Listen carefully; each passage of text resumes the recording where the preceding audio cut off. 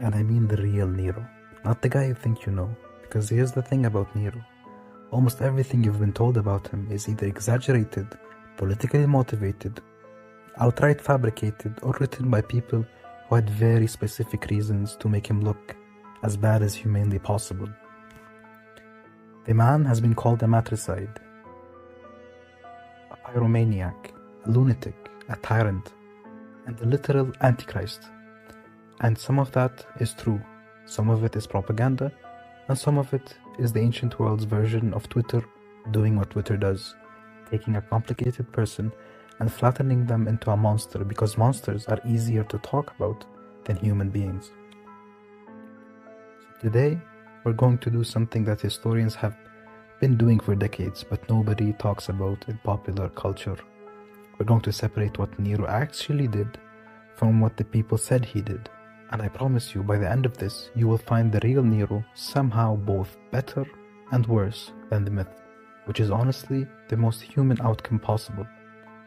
Let's start at the beginning. Nero Claudius Caesar was born in 37 after Christ. His mother was Agrippina the Younger. And if you want to understand Nero, you have to understand his mother first. Because Agrippina is one of the most extraordinary, terrifying, and brilliant political operators in all of Roman history. This woman was the great-granddaughter of Augustus, the sister of Caligula, and she was absolutely determined that her son would be the emperor of Rome. Not hoped, not dreamed, determined. The woman had a plan, and the plan had no room for obstacles. She married Emperor Claudius, her own uncle, which, yes, was awkward as it sounds, and then had Nero adopted as Claudius's heir, pushing aside Claudius's biological son, Britannicus. Then Claudius died in 54 after Christ, under circumstances that were, let's say, suspicious. The ancient sources say he was poisoned with mushrooms. Most historians think Agrippina did it. Nobody can prove it, but the timing was extremely convenient, and Agrippina was not a woman who left things to chance. So Nero became emperor at 16 years old. 16. With his mother essentially running the show from behind the throne. And for the first 5 years of his reign, a period the Romans themselves called the Quinquennium. Nero's rule was by most accounts genuinely good. Competent administration, reasonable laws, reduced taxes, curtailed the power of the Senate just enough to keep order without being tyrannical. The philosopher Seneca was his advisor. Things were shockingly fine. I want you to hold on to that, because we're going to need it later. Now let's talk about the fire, because this is the big one. The myth everyone knows. Nero fiddled while Rome burned. In 64 after Christ, a massive fire tore through Rome, one of the worst in the city's history. It burned for 6 days, destroyed 10 of Rome's 14 districts, and left hundreds of thousands of people homeless. And the story that has come down through history is that Nero started it, or at least watched it gleefully from a tower playing his lyre while the city burned, singing about the fall of Troy. Now here's the problem with this story. Multiple problems actually. Let's start with the first one. The fiddle didn't exist in ancient Rome.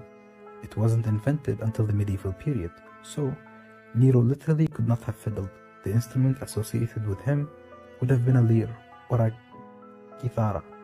This sounds like a small detail, but it matters because it tells you how sloppily the story has been transmitted and how little anyone checked.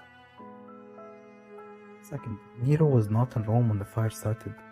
He was in Antium, about 30 miles away.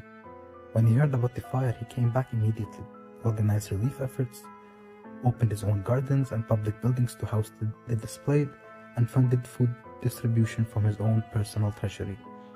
This is not the behavior of a man who started the fire for fun. Third issue, the source for the Nero watched and sang story is Suetonius, writing about 60 years after the fact, who was himself drawing on sources that were openly hostile to Nero. Tacitus, who is generally considered more reliable, says he heard the story but couldn't confirm it. And Cassius Dio, the third major source on Nero, was writing over 100 years later. So where did the arson rumor come from? I'd say probably Nero himself. accidentally.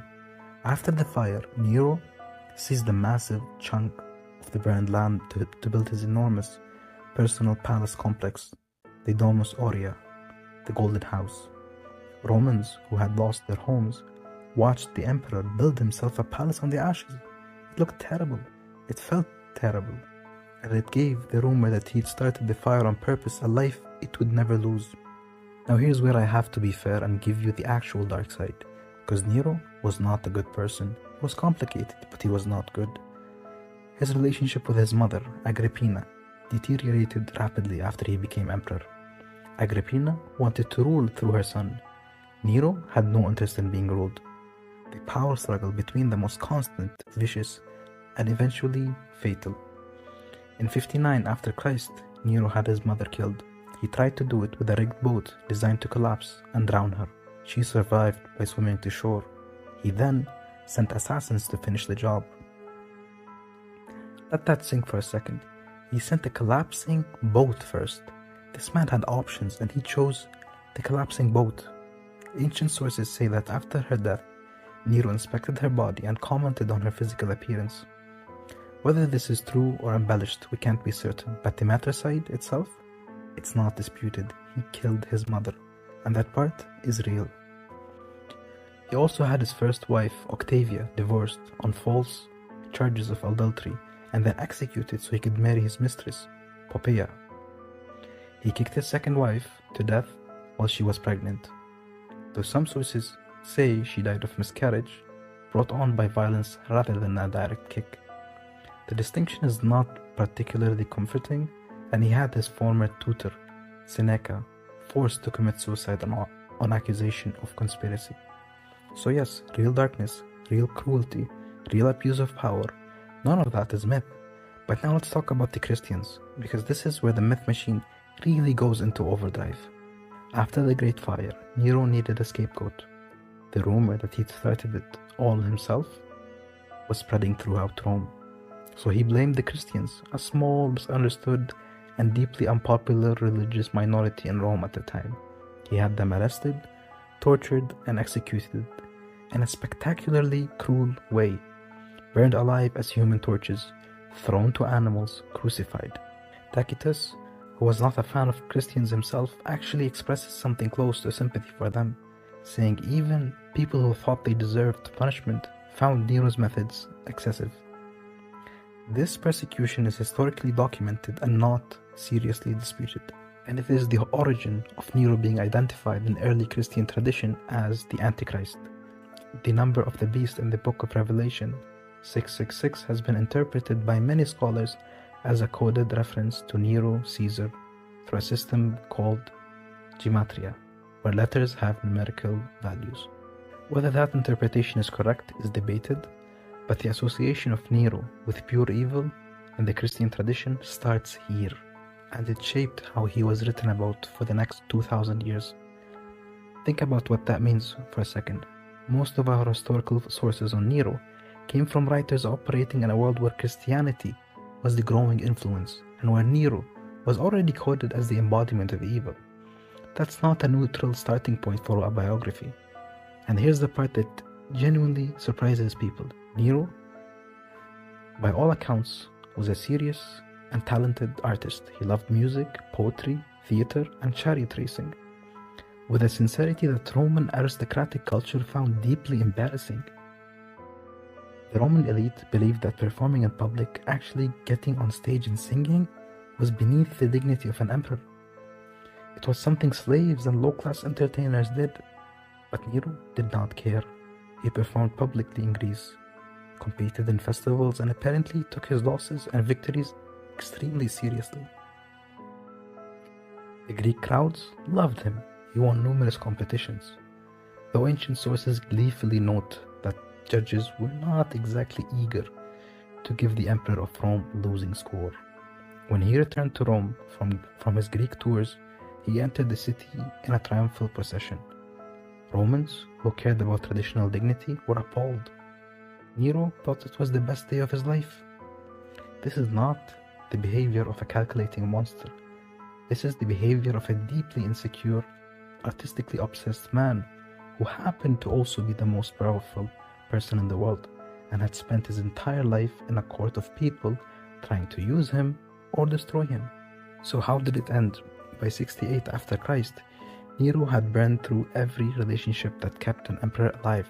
He had executed senators on conspiracy charges, drained the treasury funding his golden house and his Greek tour, and then made the single worst move possible, ordering the execution of Corbulo, one of Rome's most celebrated military commanders, purely out of paranoia. That was the moment the legions stopped trusting him. Within months, 2 provincial governors, Vindex in Gaul and Galba in Spain, openly revolted. The armies sent to crush them switched sides instead. The Senate declared Nero a public enemy. His Praetorian Guard, the personal bodyguard unit that had popped up emperors for generations, abandoned him.